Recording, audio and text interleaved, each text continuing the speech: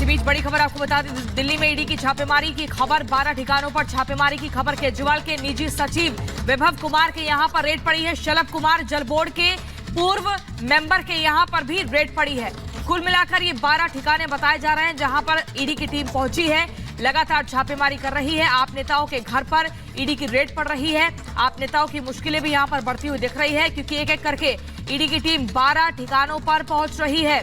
और आपको बता दें, यहां पर ये दायरा भी और आगे बढ़ सकता है। जतिन हमारे साथ ग्राउंड जीरो से जुड़ चुके हैं। जतिन, ये पूरा मसला क्या है? ईडी 12 ठिकानों पर रेड करने के लिए पहुंची है। कौन कौन से ये 12 ठिकाने और किस संबंध में पूरी जांच पड़ताल को अंजाम दिया जा रहा है?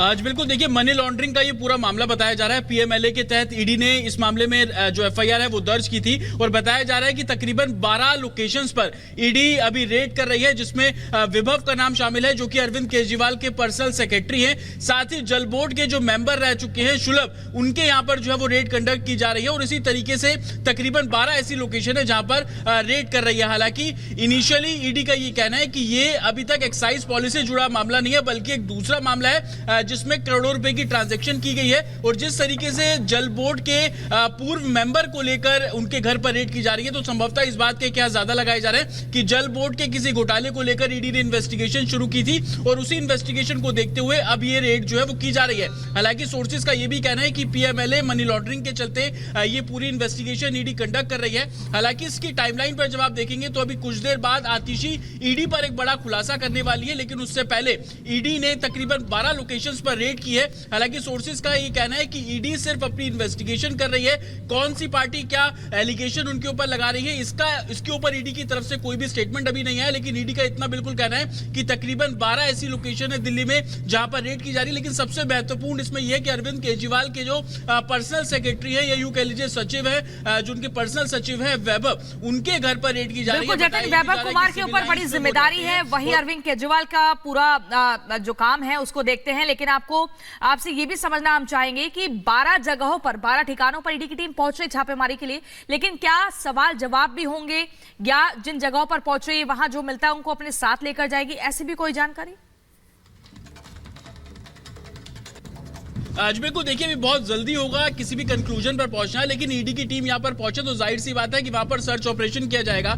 सर्च बेसिकली कि कितना कैश फ्लो उनके पास से मिलता है या वो कोई भी इलेक्ट्रॉनिक गैजेट्स का इस्तेमाल कर रहे हैं, चाहे वो कंप्यूटर, लैपटॉप, उनके फोन, उसको खंगालने की कोशिश करेगी। और प्रीवियसली हमने जितनी भी ईडी की रेड्स देखी थी, उस रेड्स में सब लोगों ने ये देखा कि जो ईडी की टीम है वो अपने साथ टेक्निकल सर्विलांस भी लेकर पहुंची है, ताकि वहां पर मौजूद जितने भी इलेक्ट्रॉनिक डिवाइस है उनको खंगालने की कोशिश की जा सके। क्योंकि आजकल जितनी भी ट्रांजैक्शन है वो डिजिटली खास तौर पर की जाती है और जो भी डाटा स्टोर किया जाता है या तो मोबाइल या लैपटॉप या कोई भी आईपैड वो यूज कर रहे होते हैं, उस बेसिस पे किया जाता है। तो संभवतः अगर कुछ क्लूज वहां पर मिले हैं या कुछ सबूत वहां से ईडी कलेक्ट करेगी तो उसको अपने साथ बिल्कुल लेकर जाएगी। लेकिन अब से कुछ देर पहले ही ईडी की टीम वहां पर पहुंची है, तो वहां पर जो सर्च ऑपरेशन है वो किया जा रहा है। और जिस तरीके से ये पूरा घोटाला, चाहे हम एक्साइज पॉलिसी की बात कर ले, इस पॉलिसी में इन लोगों के कितने इन्वॉल्वमेंट है, तो वो भी अब ईडी इस पूरे मामले को एक तरीके से जांच करती हुई नजर आ जाएगी। क्योंकि कहीं ना कहीं आम आदमी पार्टी के ऊपर आरोप काफी सारे लग रहे हैं, काफी सारे मनी ट्रेल को लेकर आरोप लग रहे हैं। और यही कारण है कि चाहे आप मनीष सिसोदिया को देख लीजिए,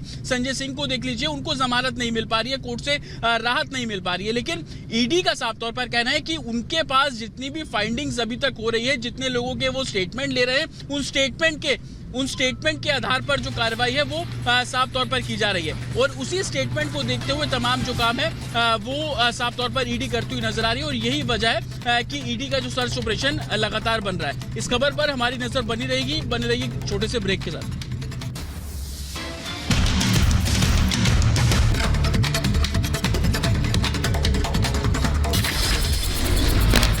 बुलेट 100 की शुरुआत करते हैं। राजस्थान के नागौर में गर्जा सीएम भजनलाल का बुलडोजर, नाबालिग की हत्या के आरोपी का घर हुआ जमींदोज। बुलडोजर की कार्रवाई के दौरान भारी संख्या में मौजूद रही पुलिस बल। नागौर में 14 दिनों से लापता छात्र यशराज की हत्या हुई।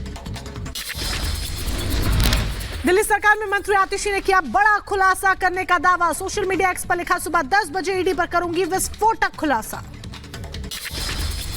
विधायकों की खरीद फरोख्त के आरोप पर ईडी के नोटिस पर बोले केजरीवाल, क्राइम ब्रांच से कराई जा रही नौटंकी सबको पता है। गोवा, महाराष्ट्र, राजस्थान जगहों पर सरकार गिराने की कोशिश की गई। चंडीगढ़ में चुनाव मामले को लेकर सुप्रीम कोर्ट में रिटर्निंग अफसर को किया तलब, कहा कोई बैलेट पेपर को कैसे पहुंचा सकता है नुकसान, ये लोकतंत्र की हत्या। चंडीगढ़ मेयर चुनाव के मामले पर सुप्रीम कोर्ट ने कुलदीप कुमार की अर्जी पर नोटिस जारी किया। बैलेट पेपर और चुनाव का पूरा रिकॉर्ड जमा करने का आदेश। 19 फरवरी को होगी मामले में अगली सुनवाई। चंडीगढ़ मेयर चुनाव को लेकर सुप्रीम कोर्ट की टिप्पणी पर बोले आम आदमी पार्टी के नेता संदीप पाठक, सच्चाई की जीत हुई है। सुप्रीम कोर्ट ने जो कहा है हम उसका स्वागत करते हैं। चंडीगढ़ मेयर चुनाव पर पंजाब सरकार में मंत्री हरपाल सिंह चीमा का बड़ा बयान, कहा पूरे देश देख रहा है कि एक छोटे से चुनाव में लोकतंत्र की हत्या हुई। दिल्ली के एमसीडी सदन में एक बार फिर से आमने सामने आया आम आदमी पार्टी और बीजेपी के पार्षद। बजट सत्र के दौरान आपके खिलाफ जमकर नारेबाजी हुई। बीजेपी पार्षदों ने लगाए गंभीर आरोप।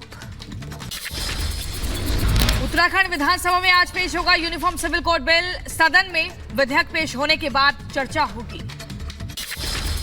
यूसीसी लागू करने वाला पहला राज्य होगा उत्तराखंड। मुख्यमंत्री धामी की मौजूदगी में आज सदन में पेश होना है बिल। यूसीसी बिल पेश होने से पहले विधानसभा अध्यक्ष ने की बैठक, समान नागरिक संहिता को लेकर जानकारी दी।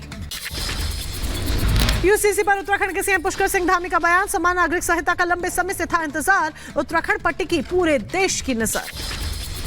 सीएम पुष्कर सिंह धामी की विपक्षी दलों से अपील, यूसीसी पर चर्चा में सकारात्मक रूप से लें हिस्सा। यूसीसी का लंबे समय से इंतजार था।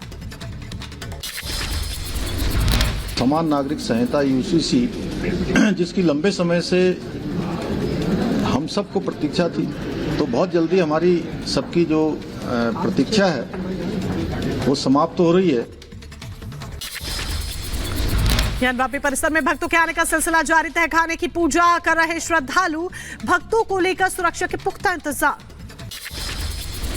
ज्ञानवापी केस को लेकर बोले हिंदू पक्ष के वकील अनुपम द्विवेदी, कहा जो बेसमेंट बचे हैं उनमें भी जल्द होगा सर्वे। ज्ञानवापी मामले में आज वाराणसी कोर्ट में सुनवाई। हिंदू पक्ष ने सभी तहखाने का एसआई सर्वे कराने की मांग की। ज्ञानवापी मामले पर सुप्रीम कोर्ट में टली सुनवाई। ब्यास तहखाने में पूजा के अधिकार को मुस्लिम पक्ष ने दी थी चुनौती। सुप्रीम कोर्ट ने कहा कि हम सुनवाई की तारीख तय करेंगे। ज्ञानवापी के व्यास तहखाने के लिए घंटा पहुंचा वाराणसी। अब 5 बार की आरती और पूजा के दौरान बजेगा 11 किलो का घंटा। ज्ञानवापी के बाद यूपी के बागपत में 53 साल बाद कोर्ट ने सुनाया ऐतिहासिक फैसला। हिंदू पक्ष को मिला लक्षागृह के 100 बीघा जमीन और मजार पर हक। मुस्लिम पक्ष ने कब्रिस्तान होने का दावा किया था।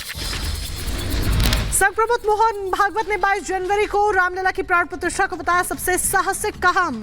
कहा पूरी दुनिया को भारत की जरूरत है, भारत समर्थ नहीं हुआ तो विश्व को ही नुकसान।